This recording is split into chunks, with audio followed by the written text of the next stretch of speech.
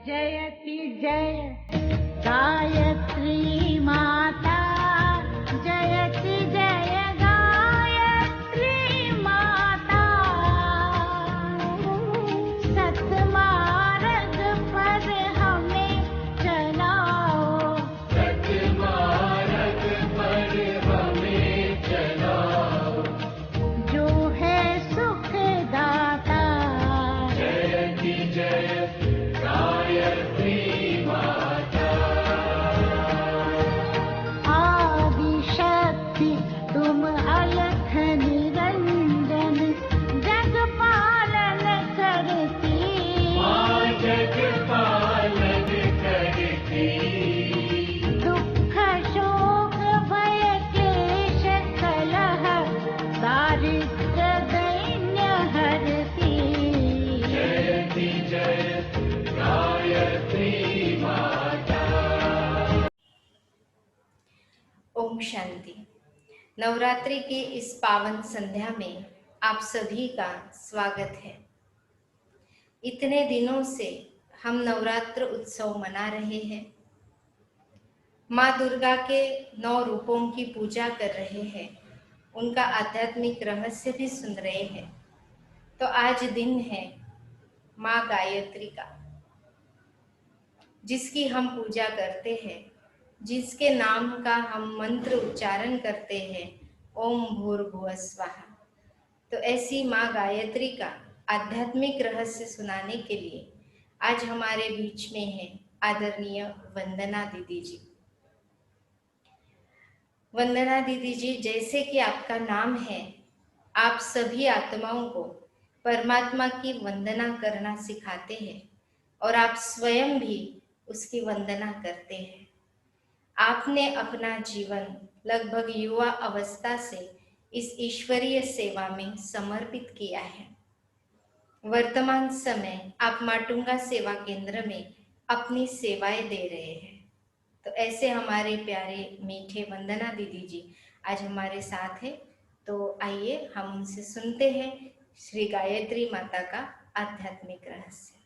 ओम शांति। देवी को भक्ति में हम आराधना पूजा अर्चा करते हैं, उन्हें बुद्धि की देवता कहा जाता है। बुद्धि की देवता होने के कारण स्कूल कॉलेज में भी बच्चों को गायत्री मंत्र जो है उसका उच्चारण करने के लिए कहा जाता है।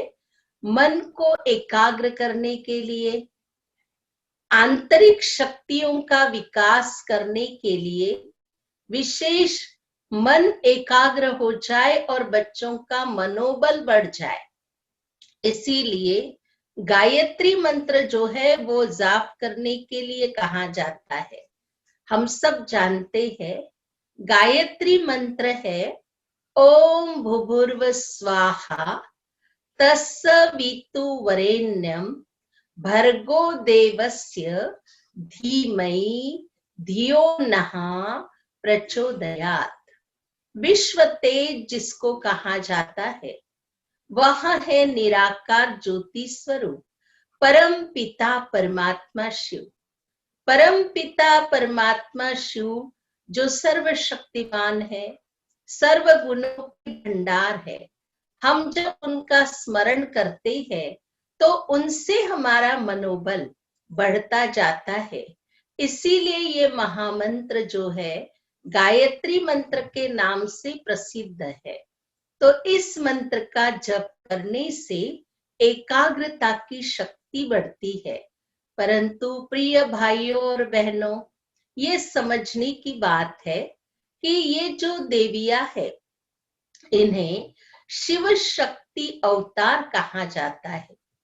तो ये जो देवियों में शक्ति आई है या उनको बुद्धि की देवी जो कहा गया है, तो ये इतनी दिव्य बुद्धि कहाँ से प्राप्त हुई?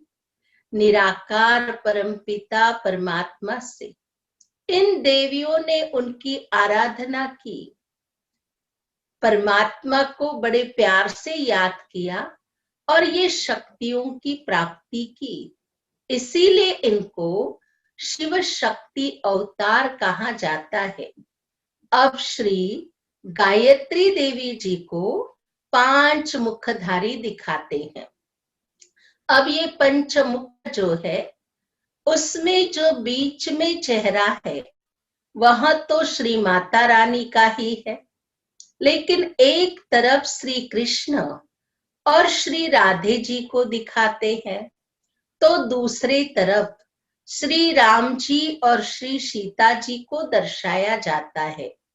इसी प्रकार श्री गायत्री देवी का आसन जो है वो हंस या कमल पुष्प पर आरूढ़ बताया जाता है।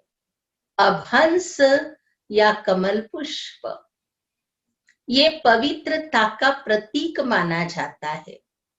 तो इन देवियों ने अपने जीवन में मन, वचन और कर्म से पवित्रता को धारण किया है। इसीलिए ही कमल का पुष्प और हंस आसन पर आरूढ़ दर्शाया जाता है। हंस की एक विशेषता बताते हैं कि हंस सदैव मोती चूकते रहते हैं। तो प्रिय भाइयों और बहनों, हमें ये गुण यहाँ अपने जीवन में लेना है कि हम जब संसार में अनेक व्यक्तियों के सानिध्य में आते हैं तो हमें सभी से गुण ग्रहण करने हैं और कमल पुष्प की तरह कीचड़ में संसार में होने के बावजूद भी हमें बुराइयों से न्यारा बनने का ये प्रतीक दर्शाया जाता है। इसी प्रकार श्री माता रानी को 10 भुजाएं दर्शाई गई है। अब 10 भुजाओं में 10 अलंकार बताए जाते हैं। तो ये जो भुजाएं दिखाई जाती है वास्तव में ये भुजाएं शक्तियों का प्रतीक माना जाता है। वैसे भी अगर किसी व्यक्ति को हम कहे कि आप में शक्ति कितनी है तो वे अपने हस्तों के दंड ठोक कर ही बताते हैं कि हम में इतनी शक्ति है।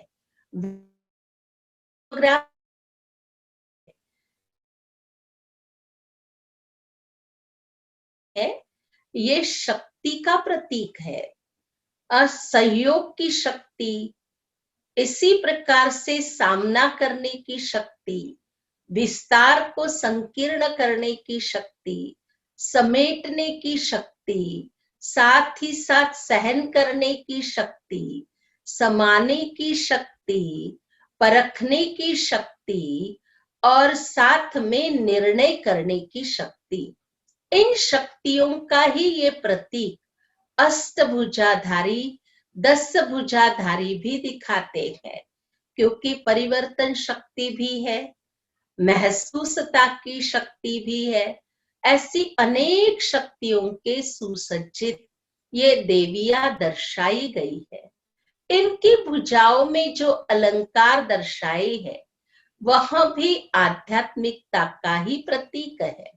जैसे माता रानी के हाथ में सुदर्शन चक्र दर्शाया गया है, वास्तव में ये सुदर्शन नहीं, ये स्वदर्शन चक्र है, आत्मदर्शन का प्रतीक है।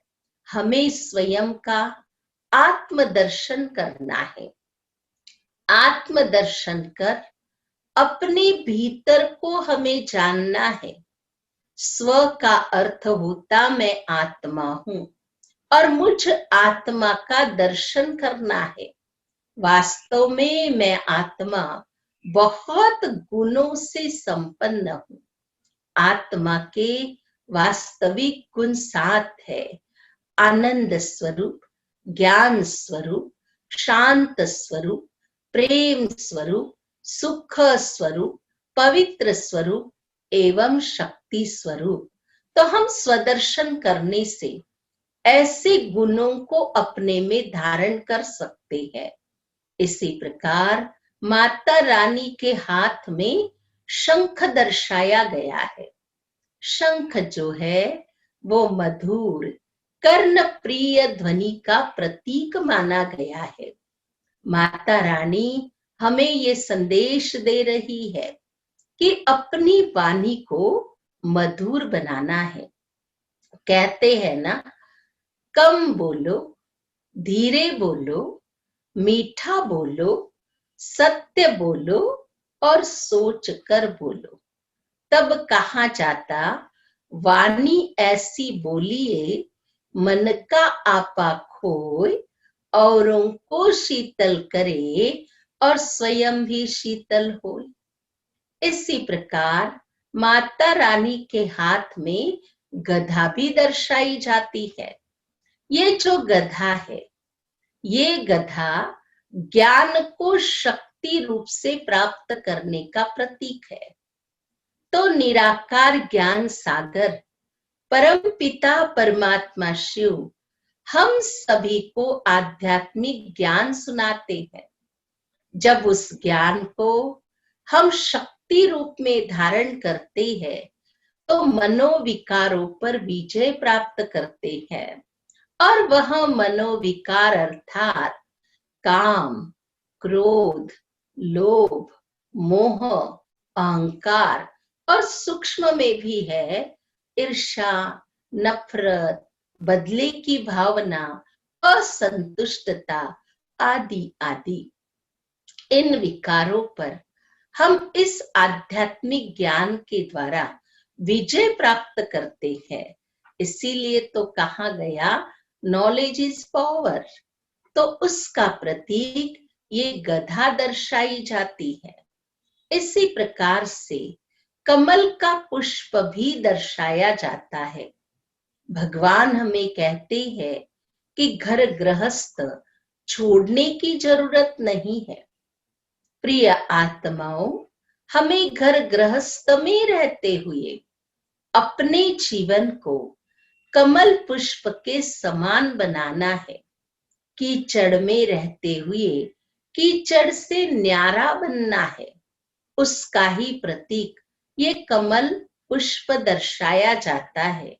हम मनोविकारों पर विजय तो पा ही लेते हैं, लेकिन साथ साथ संसार में कहीं बुरी आदतें जो है वो चलते चलते हम अपना लेते हैं।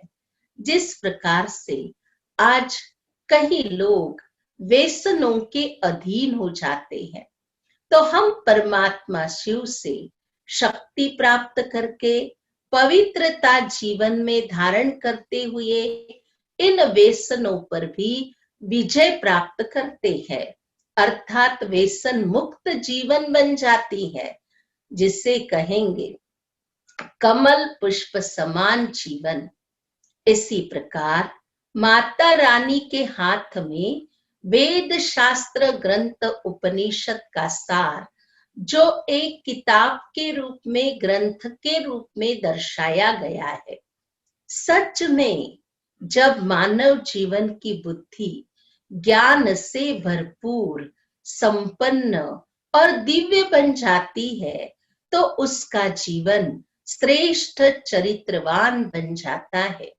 इसीलिए हमें केवल ज्ञान की बातों को सुनना नहीं है, सुनने के साथ साथ उसको स्वरूप में लाना है। उसका ही प्रतीक वो वेद शास्त्र का ग्रंथ दर्शाया जाता है। इसी प्रकार माता रानी के हाथ में कर्मांडलू भी दिखाया जाता है। अब हम वास्तव में कर्मांडलू को वैराग का प्रतीक मानते हैं। वैरागी तो जरूर बनना है, परंतु घर गृहस्थ में रहते हुए हमें वैराग के साथ कर्मांडलू ये भी दर्शाता है कि हमें कर्म योगी बनना है। हम कर्म सन्यासी नहीं बनते हैं, हम घर गृहस्थ में रहते हुए कर्म योगी जीवन को अपनाते हैं। और आध्यात्मिकता यही सिखाती है कि घर गृहस्थ को छोड़कर हमें जंगल में जाने की जरूरत नहीं है, परंतु गृहस्थ व्यवहार में रहते हमें कर्म योगी बनना है। कर्म योगी शब्द का अर्थ होता कर्म अर्थात व्यवहार और योग अर्थात परमार्थ। तो हमें आज अपने जीवन में इस बैलेंस को अपनाना बहुत जरूरी है। तब ही हमारा जीवन हम सुख शांति में बना सकते। इसी प्रकार माता रानी के हाथ में अग्नि कुंड दर्शाया जाता है। तो ये अग्नि कुंड जो है वो क्यों दिखाते हैं? हम सब ये बात जानते हैं, ईश्वरीय सेवा करना ये परम भाग्य का प्रतीक है। भगवान इस धरा पर आते हैं तो अविनाशी रुद्र ज्ञान यज्ञ स्थापन करते हैं, जिस यज्ञ में हमें दधीची ऋषि की तरह अपनी हड्डियां अर्थात बहुत प्यार से इस यज्ञ की सेवा करनी है। और यज्ञ अर्थात जिसमें आहुति दी जाती है, स्वाहा। तो जो भी चीज यज्ञ में आहुति के रूप में डालते वो परिवर्तन हो जाता है। तो भगवान ने जो ज्ञान यज्ञ रचा है, तो यज्ञ शब्द का सही अर्थ य अर्थात योग और ज्ञ अर्थात ज्ञान। परमात्मा स्वयं सहज ज्ञान और सहज राजयोग सिखलाते हैं, जिसको हम अपने जीवन में अपनाते हैं तो अपने भीतर के बुराइयों को हम स्वाहा कर देते हैं। तब तो कहा जाता, नर करनी ऐसी करे सो नर का नारायण बने, नारी कर्म ऐसे करे तो नारी की लक्ष्मी बने। तो इस यज्ञ का मन इच्छित फल प्राप्त होता जो हम देवी देवता बनते हैं। इसीलिए माता रानी के हाथ में यज्ञ भी दर्शाया जाता है। इसी प्रकार माता रानी के हाथ में बांसुरी दर्शाई जाती है। अब हम सभी तो श्री कृष्ण के हाथ में मुरली देखते हैं, बांसुरी का गायन होता है। कहते हैं श्री कृष्ण मुरली बजाते थे तो गोप गोपिकाएं जो है वो देहभान भूल जाती थी। तो सच में स्वयं परम पिता परमात्मा ब्रह्मा के तन में जब प्रवेश करते हैं और उनके मुखारविंद द्वारा ज्ञान के अति अनमोल महावाक्य हम सभी को सुनाते हैं, तो हम वो महावाक्य सुनते सुनते अपना देहभान भूल जाते हैं और आत्मिक सुखों का, अति इंद्रिय सुखों का, आंतरिक सुखों का हम अनुभव करने लगते हैं। इसीलिए भगवान के उस महावाक्य में वो खुदाई जादू भरी हुई है। तब तो गायन होता है, मुरली तेरी जादू भरी। इसी प्रकार से माता रानी के हाथ में त्रिशूल दर्शाया जाता है। त्रिशूल असुरों का संहार करने का प्रतीक माना जाता है। अब वास्तव में देखा जाए तो इस कलियुगी संसार में हम सभी मनुष्य आत्माएं तमो प्रधान एवं पतित बन चुकी है। तो तमो प्रधानता को नष्ट करने, आसुरियता को नष्ट करने के लिए हमें सर्वशक्तिमान परम पिता परमात्मा के साथ संबंध जोड़ने की जरूरत है। वैसे भी हम सब भगवान के संबंधों का गायन करते हैं। त्वमेव माताश्च पिता त्वमेव, त्वमेव बंधुश्च सखा त्वमेव, त्वमेव विद्या द्रविणम त्वमेव, त्वमेव सर्व मम देव देव। जब परम पिता परमात्मा शिव से हम सर्व संबंध जोड़ते हैं और वह शक्ति प्राप्त होती है, उस आधार से हम आसुरी संस्कारों को भस्म कर सकते हैं। उसका प्रतीक वो त्रिशूल असुर संहार का प्रतीक दर्शाते हैं।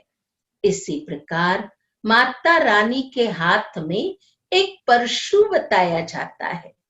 परशु का अर्थ होता है मैंपन को नष्ट करना। आज मानव जीवन के अंदर मैं और मेरापन इतना बढ़ चुका है कि जिस मैं के कारण हम अपने आंतरिक शक्तियां, आंतरिक गुणों का विकास ही नहीं कर पाते हैं। तो इस परशु के द्वारा अर्थात ही आध्यात्मिक शक्ति के द्वारा हमें अपने भीतर के मैं और मेरेपन को नष्ट करके स्वयं को प्रभु समर्पण करने का ये प्रतीक है कि परमात्मा को हम वैसे भी कहते हैं, तन मन धन सब कुछ तेरा, अर्पण किया क्या लागे मेरा। लेकिन हम सर्वस्व अर्पण करते नहीं है, कहने में कहते हैं, पर अब हमें माता रानी ये दिव्य शक्ति प्रदान करती है कि बच्चे प्रभु अर्पण हो जाओ, अर्थात समर्पण हो जाओ। तो इतना ही निश्चय से परमात्मा को जानकर, मानकर और उनके साथ संबंध जोड़कर हम अपने जीवन को ऐसा दिव्य गुणों से, दिव्य शक्तियों से और ज्ञान से सुसज्जित कर सकते हैं, अर्थात श्रेष्ठ चरित्रवान बन सकते हैं। इसीलिए इन देवियों के द्वारा हम सभी को ये प्रेरणा प्राप्त होती है कि हमें भी इन जैसा बनना है। आज तक हम पूजा करते रहे, पूजा करते करते तो हमने बहुत सारी मनोकामना पूर्ण कर ली, लेकिन अब देवी माता कहती केवल पूजा ही नहीं करो पर पूजनीय भी जरूर बनो। तो हम ये लक्ष्य रखें, इस नवरात्रि के उपवास में हमें अपने अंदर की जो भी कमी कमजोरियां है, जो भी अंदर बुरी आदतें है, उन सब का उपवास करना है और आत्म जागृति करते हुए, ज्ञान को जीवन में अपनाते हुए अपना जीवन इन देवताओं के समान दैवी गुण संपन्न बनाना है। इसीलिए अब भी वो समय हम सभी के पास है। यदि आज से ही हम ये संकल्प लेते हैं कि हमें श्री गायत्री देवी समान सर्व का उमंग उत्साह बढ़ाते हुए, दिव्य बुद्धि को अपनाते हुए हम अपना जीवन श्री गायत्री देवी समान बनाएंगे, इस दृढ़ संकल्प के साथ परमात्मा का हम सभी को वरदान है, योगी बनो, पवित्र बनो, बनो महान, करो कल्याण, बनो महान, करो कल्याण। इन शुभकामनाओं के साथ ओम शांति।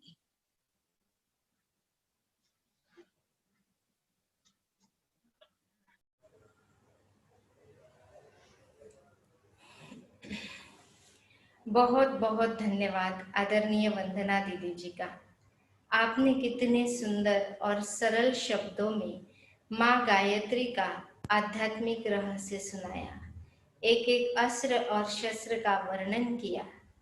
निश्चित रूप से अगर हम इसका आध्यात्मिक रहस्य जानेंगे और उस शक्ति को अपने जीवन में धारण करेंगे तो हमारा जीवन भी सुख और शांति से भरपूर होगा और हमारे अंदर की जो आसुरी शक्तियां हैं उनका विनाश होगा।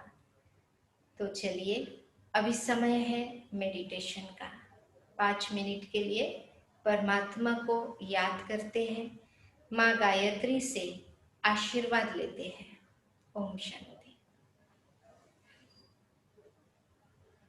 ओम शांति। ये योग सचमुच में ही बहुत पावरफुल है। इस योग का 2 मिनट का अभ्यास करने से ही आप कई घंटों के लिए चार्ज हो जाएंगे।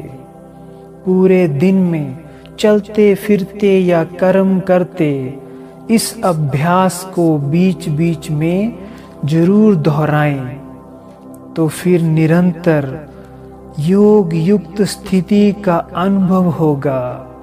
तन और मन एक्टिव और प्रफुल्लित रहेगा। सर्व कर्मेंद्रियों की चंचलता समाप्त हो जाएगी। आइए इस योग का अभ्यास करते हैं। आप जहां कहीं भी हैं या कुछ भी कर रहे हैं, 2 मिनट के लिए स्वयं को विराम दें और मस्तक में स्वयं को चमकते हुए सितारे आत्मा रूप को देखें।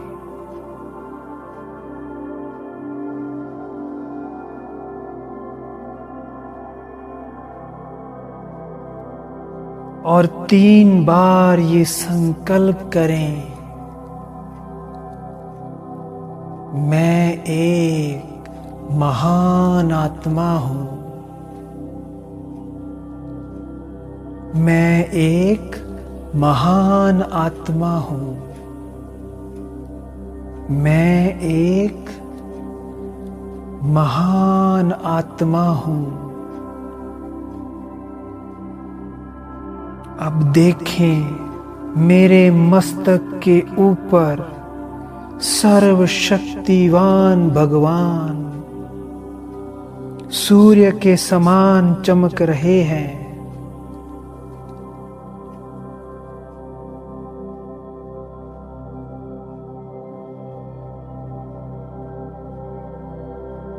और परमात्मा पिता से,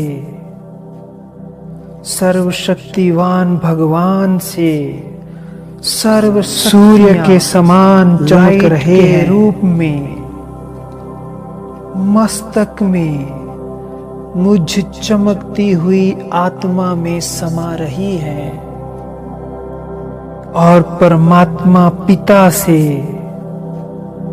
सर्वशक्तिवान भगवान से सर्व शक्तियां लाइट के रूप में से चार्ज हो मस्तक में मुझ चमकती हुई आत्मा में समा रही है।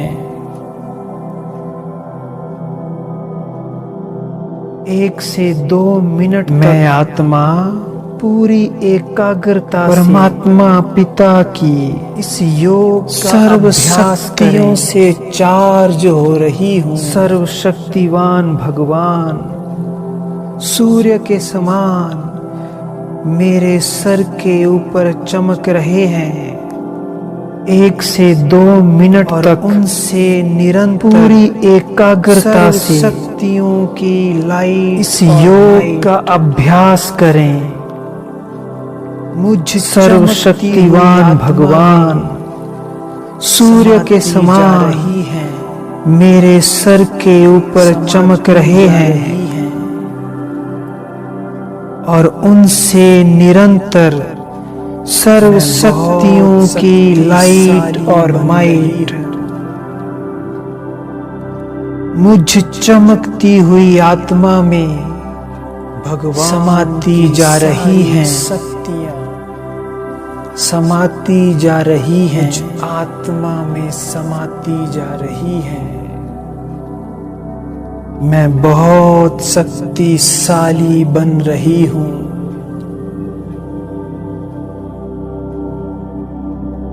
ओम शांति। भगवान की सारी शक्तियां मुझ आत्मा में समाती जा रही हैं।